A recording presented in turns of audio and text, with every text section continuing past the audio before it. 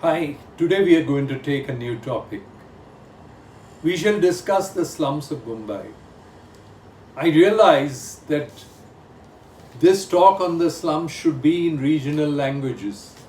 But since we have started in English to do this series, let us complete this in English, and then, of course, we will speak to slum dwellers in the preferred language that they want. 70 lakh people, that's 7 million people in Mumbai city alone live in slums. More than 50% of the population therefore lives in slums. The slums were protected under the Slum Act, which was passed as early as 1976.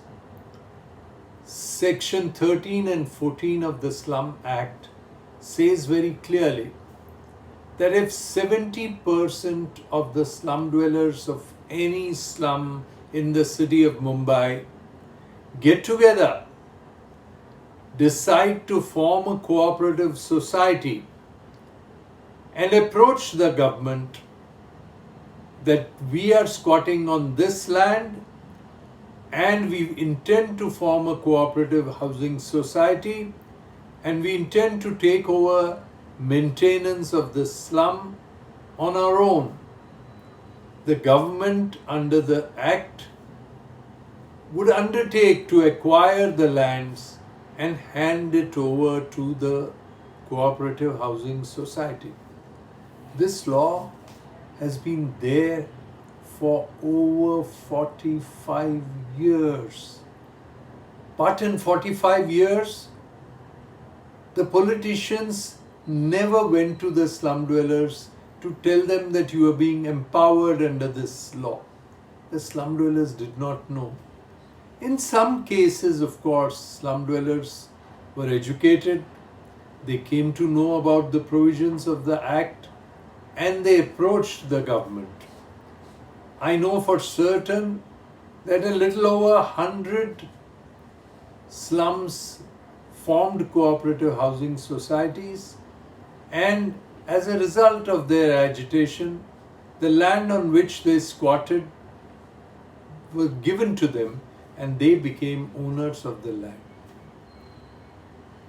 Realizing that government land, private land, any kind of land is being acquired by the government and handed over to the cooperative housing societies, the hawks in the housing market. The hawk means the builders. I am aware that all builders are not bad. There may be some of them who are trying to do their job in the best possible manner. But the builders who develop the slums have not yet done a kind of a job which can really be called to be very satisfactory. The SRA Act came into being in the year 1997, and between then and now, a little over 23 years, we have yet to see more than 2 lakh houses in the pipeline. If in 23 years we can claim to have built or in the process of building 2 lakh houses, we need to build 15 lakh houses. At this pace, it will take more than 125 years to make Mumbai slum free. However, there is another provision under the DC rule and the law which says that if the tenants come together, form a cooperative housing society, acquire the land on which they live, then they are entitled to get 10% more FSI than what any builder would have got in a slum scheme. So, if under the slum scheme the slum dweller is entitled 300 square feet under the self-redevelopment scheme of the slum dweller.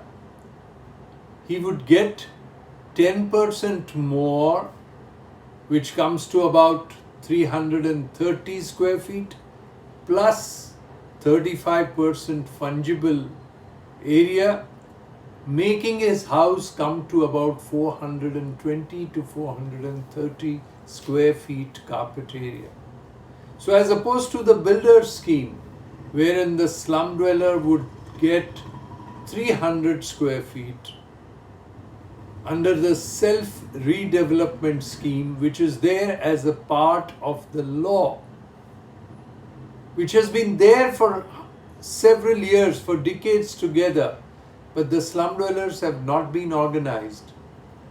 The political parties are generally interested in the welfare of the builders, and the welfare of the slum dweller comes secondary after the welfare of the builder.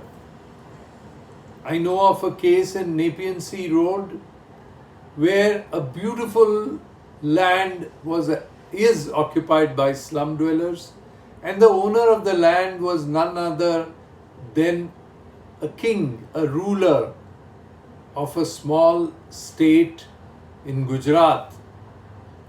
The ruler's wife was a French lady. The slum dwellers got together and decided to form a cooperative housing society. The government and the collector acquired the land.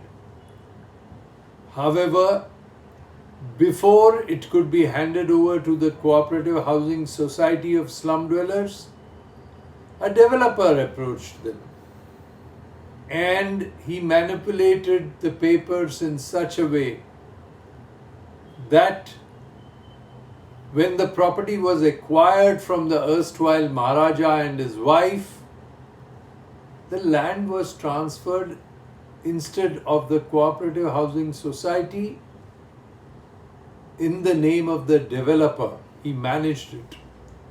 So a property worth crores and crores of rupees, thousands of crores of rupees, got transferred in the name of a developer. The residents did not know it, and those who knew were really very smart and hand in glove with the developer. Over a period of years, this fraud came to the notice of the residents, and they got together and have now asked for their legitimate due. Like this, out of the 100-odd cooperative housing societies formed by slum dwellers, where land has been handed over to them, developers have been trying to usurp the land and deprive the slum dwellers of what is legitimately theirs. So as opposed to the builder scheme, which has been stuck in many cases, there is a scheme which the slum dwellers can implement, wherein they can get more area than what a builder can give, better quality planning than what a builder can give, better quality construction than what a builder can give, quicker construction, more rent for transit accommodation, and more corpus amount which can be invested well, and the slum dwellers can live thereafter in their new houses, which would be maintenance free, because the maintenance would come from the interest of the corpus amount. This alternate scheme ought to have been highlighted in the government's new policy. However, I don't see in the new policy the slum scheme being highlighted, and hence I'm trying to bring this to the notice of the slum dwellers, the concerned officers, the bureaucracy, the powers that be in the government, and all the political parties, both in the ruling and in the opposition, that this is an opportunity which should not be missed. The slum dweller should get his legitimate due, The DC rule and the laws are in place. Please let the slum dweller decide whether he wants to go through the builder scheme or through the self-redevelopment scheme. If the choice is given to the slum dweller, then we would have a scene wherein the slum dweller would decide for his fate. And if he succeeds, take the credit for it. If he does not, would not blame the government, because under the builder scheme, all slum dwellers are today blaming the government. So this scheme for self-redevelopment of slums is something which is very important and which needs to be considered by each and every slum dweller. I think so much has been said about the slums, but I chose to tell you what has not been said about the slum dwellers, what is the truth and what is really in the interest of the slum dwellers. So with this is Chandrashekhar Prabhu bidding you au revoir. Thanks for tuning in, thanks for listening, thanks for all the support that you are giving. Bye for now.